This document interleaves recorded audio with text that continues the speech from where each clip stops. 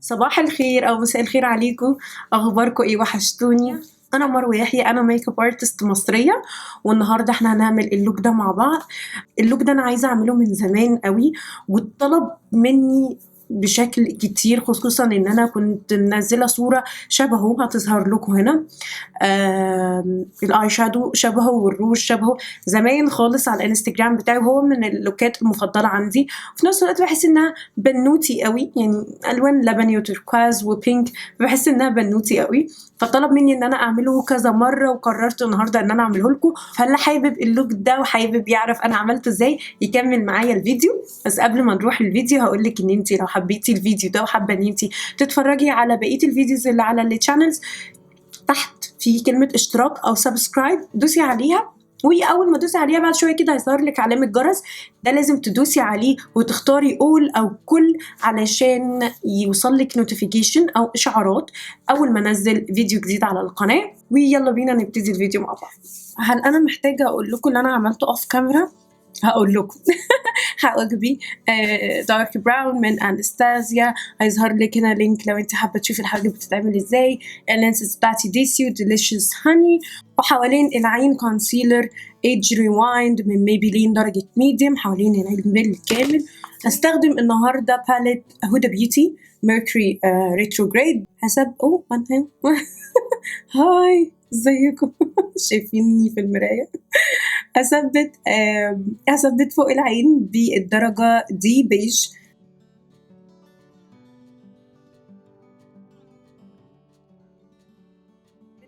بعد ما ثبت فوق العين هاخد الدرجة دي، ودلوقتي تقدروا تشوفوا البيبسي بتاعتي. هاي.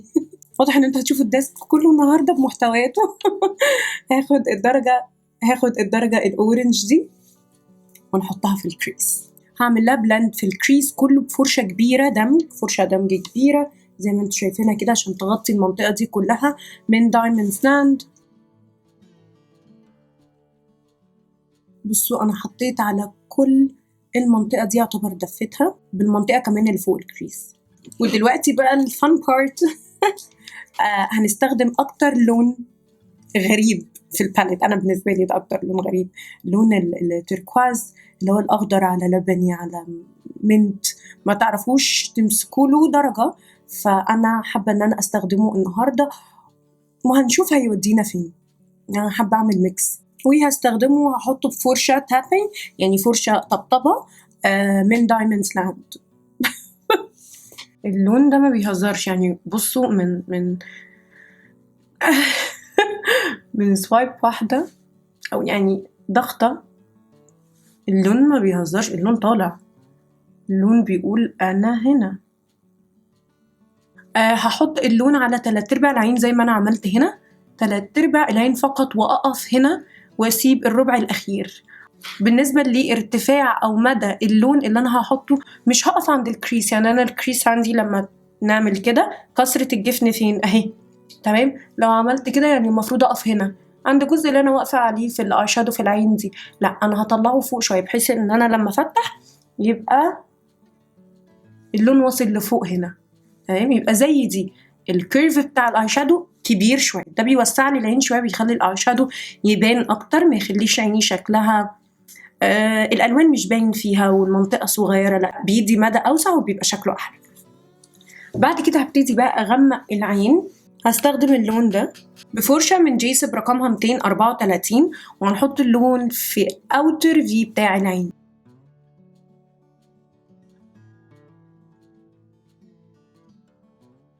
وهدمج اطراف اللون، هدمج الطرف ده الجزء ده بفرشه من جيسب رقمها 244. وبالمناسبه انا عامله ريفيو كامل شامل بالسواتشز بكل حاجه بسعرها بقصه الباليت، لو انت حابه انك تتفرجي عليه هيطلع لك هنا لينك دلوقتي، هيقول لك كل حاجه حتى تقدري تجيبيها منين في مصر. فلو انت حبيتي الباليت دي وحابه تجيبيها اتفرجي على ريفيو هيساعدك.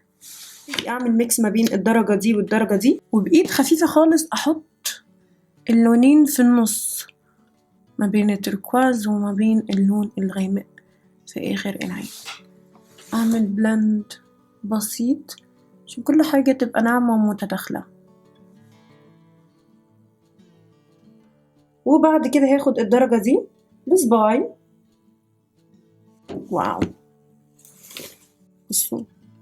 بصوا جمال اللون. وابتدي احطها على الجفن، وفي ثانية اللوك هيتحول تماما.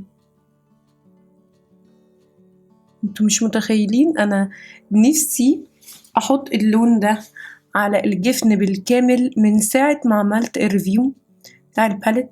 على ما اظن قلت في الريفيو العين كلها محتاج تبقى اللون ده، بجد رهيب رهيب. وبقالي كتير قوي نفسي اعمل لوك لبني، فبصراحة مفيش احلى من الباليت دي، لان هي كلها اصلا سماوي ولبني وازرق، مفيش احلى منها ينفذ لي اللون ده. على ما اظن بعد كده هروح للوجه نخلصه الاول. هرطب كالمعتاد بريكسال على كل بشرتي. والنهارده هنستخدم استي لودر دبل وير فاونديشن درجته 4W1، وهو غامق عليا شويه عشان الناس هتقولي ازاي يا مروه انت بيضه ازاي بتستخدميه. هو غامق يا بنات، انا بحب اغمق نفسي شويه في الطبيعي وفي اليوتيوب عشان الاضاءات تبقى جامده، فانا لو حطيت درجتي هبقى فاتحه زياده عن اللزوم، فانا بغمق نفسي درجتين 3. بس مثلا انا درجتي الطبيعيه فيه 2W1 او 2W2، ده درجتي الطبيعيه فيه اللي هتديني درجتي في الحقيقه بالظبط.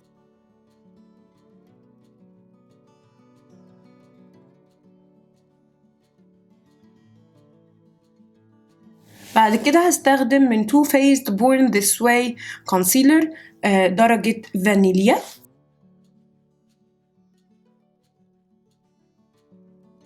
هعمله ميكس بتارت ميديوم علشان اغمق الدرجة شوية، يعني بصوا فرق الدرجة ما بين تارت ميديوم و Born This Way فانيليا.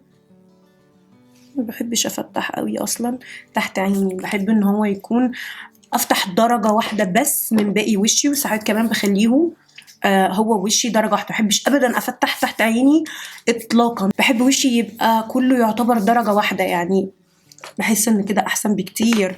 بالنسبة لي فاتح، بالنسبة لي كده تحت عينيا بقى فاتح، بس هنظبطه بالباودر.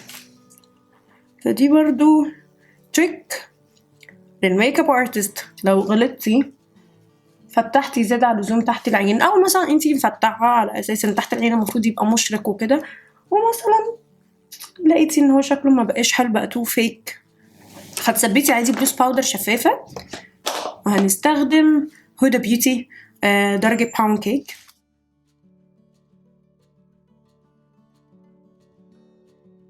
كمان هيظهر لك امتى ان تحت العين فاتح قوي، لما تيجي كمان تغمقي البشره بالبرونز والكونتور، لان الدرجه دي هي اول درجه في المكياج.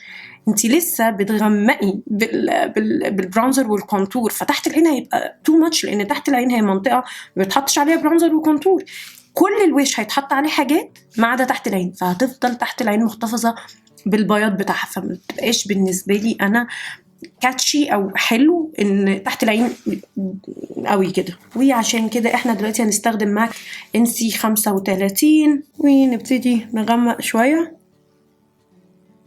تحت العين.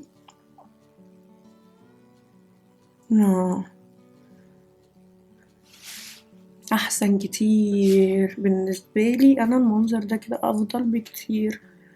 وفي نفس الوقت ماك الدرجة الأصفر اللي فيها NC يعني أصفر بالمناسبة، و NW يعني مور على روز أو على بينك. أنا بالنسبة لي الدرجة اللي على أصفر دي بتكنسل لي أي هالات سوداء لسه باقي أثرها، بتكنسل لي أي تجويف بسيط، التجويف البسيط اللي هنا بيكنسل إلى حد ما. أنا بالنسبة لي ماك تحت العين هنا بتنور لي وبتظبط الاداء في حاجات كتير. عشان كده اي لوك تقيل هتلاقوه على التشانل عندي، هتلاقوني لازم ارجع انضف بماك، بالذات NC 35 على درجتي انا بحبها جدا، لان انا عندي هالات سودة. وبالمناسبة عشان بنات بيسألوني مروة انتي ما بقاش عندك هالات سودة من ساعة الفيديو اللي اتكلمت على الهالات السودة ما بقاش يعتبر عندك هالات سودة، عشان انا كل فيديو بقول لكم ان انا حاطة كونسيلر حوالين العين، لكن انا الهالات موجودة مشرفاني زي ما هي وما عالجتهاش، وانا بخاف من الحقن. فانا يعني على ما اظن دي خطوة مش مستحيل انها تتعمل، بس يعني انا عمري ما جربت ابدا الحقن والكلام ده، فانا بترعب لما بيجي يسحبوا مني عين الدم. فمش هقول ان انا عمري ما هعملها، ولكن دلوقتي لا مش هعملها. فانا بداريها بس بالكونسيلر عشان اهيئ عيني كلها لشغل العين، لان انا مؤخرا بقيت ابتدي بالعين الاول بعد كده بروح للوجه. بس الهالات يعني بطمنكم على الهالات، لان الهالات موجوده زي ما هي مشرفاني. بعد كده هناخد هولا برونزر وهدفي الوجه اكتر واكتر.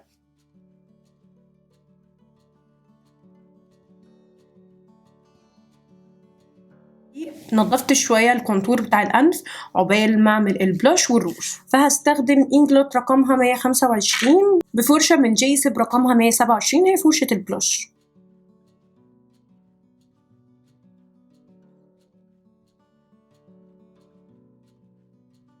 اوكي، هنرجع لتحت العين وهناخد الدرجه دي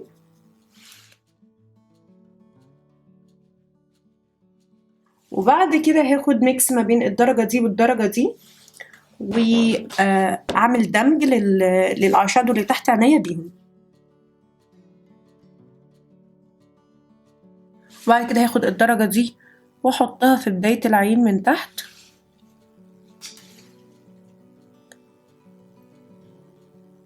بعد كده مش عارفه عايزه اعمل ايلاينر. نعمل ايلاينر. هستخدم هدى بيوتي ايلاينر. نحط كحل جوه العين اسود ولا نسيبها كده؟ هجرب. خط واحد جوه العين ونعمل ايلاينر.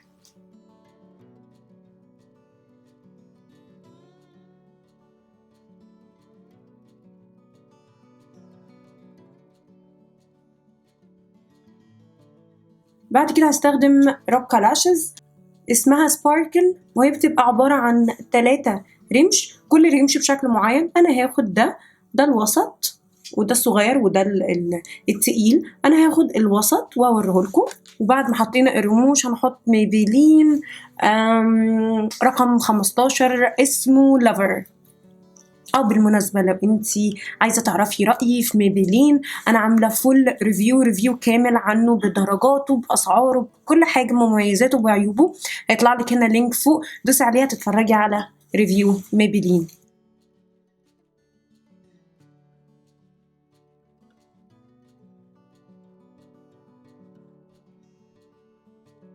اخيرا بس هاخد اللون ده واحطه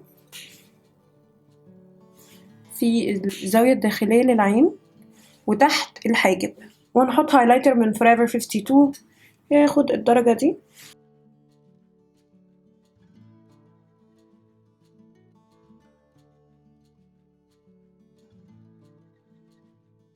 ويبقى احنا كده خلصنا اللوك بتاع النهارده. يا رب يكون عجبكم وتكونوا اتبسطتوا واستمتعتوا بيه واستفدتوا منه.